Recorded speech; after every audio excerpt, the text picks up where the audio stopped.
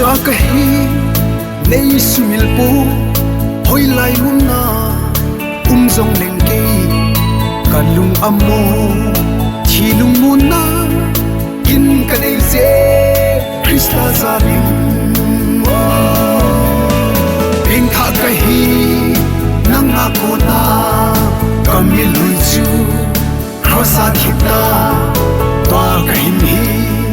Nangjal LHANDAMPU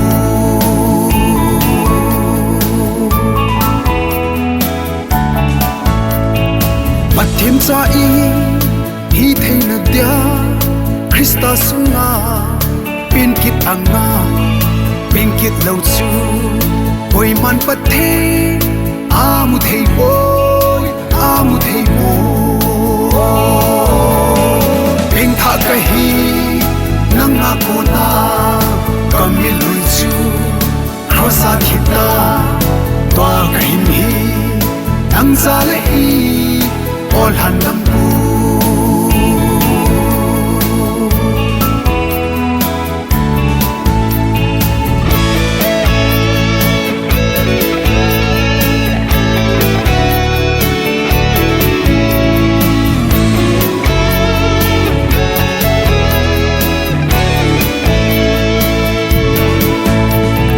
Kagamhilou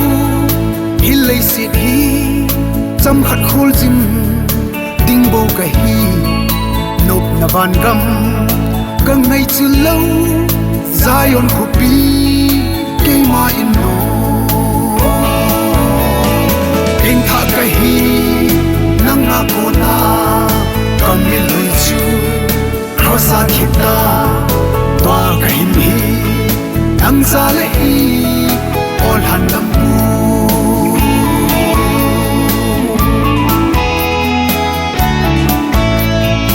Iti lene